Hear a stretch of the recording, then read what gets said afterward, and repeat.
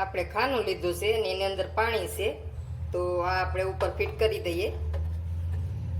આ આપણે મોટી જાળી લીધી છે, તો આ આપણે 2 બટેટા લીધા છે, તો કાસા છે ને સાલ આપણે ઉતારી લીધી છે. તો એને આપણે આ મોટામાં આપણે ખમણી લઈએ. તો આ રીતે ખમણી લેવાના છે.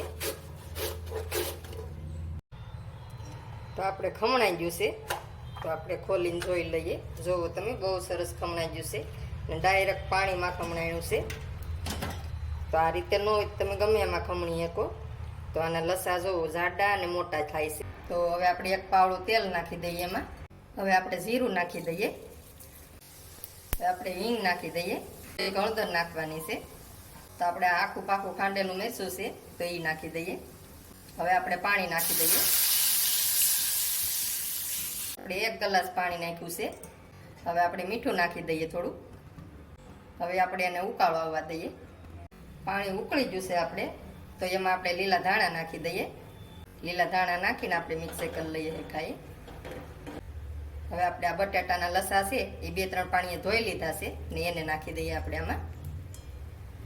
આને ઝાઝી વાર સડતા વાર ન લાગે, તો આપણે 5 મિનિટ એને સેડવી લઈએ. આ રીતે આમ હલાવતા જઈએ અને સેડવતા જઈએ એટલે સડી જાય ઘા ભેગા.